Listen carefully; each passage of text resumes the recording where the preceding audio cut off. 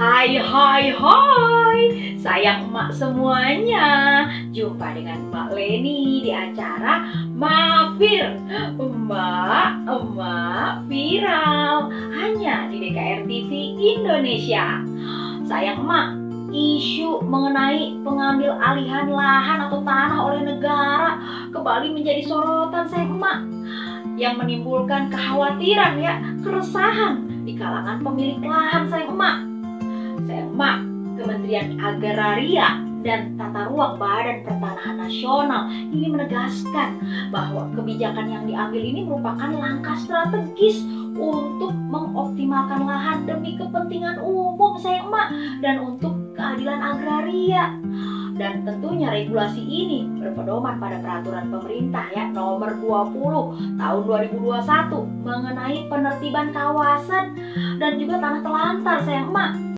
Sayang emak, tujuan kebijakan ini tentunya untuk mengoptimalkan lahan.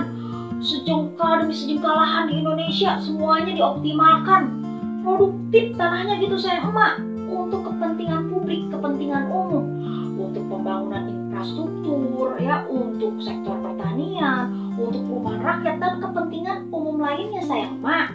Terus yang terancam tanahnya dikategorikan sebagai tanah terlantar ini tanah yang kayak gimana sih?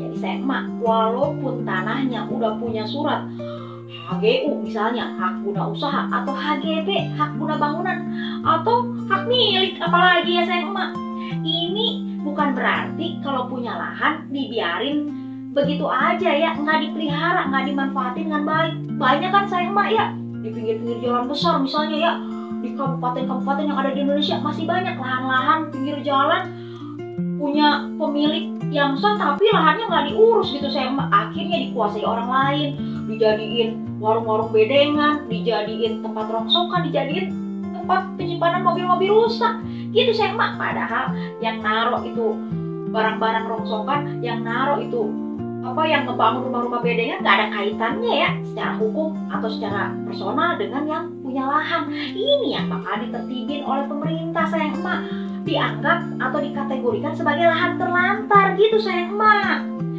Dan tentunya sayang emak, saran emak nih supaya tanah atau lahannya nggak dikategorikan sebagai lahan terlantar, tentunya apalagi kalau sayang emak udah punya sertifikat hak milik gitu sayang emak, itu lahannya dirawat, diurus, dipelihara, dimanfaatkan secara maksimal, secara produktif gitu sayang emak.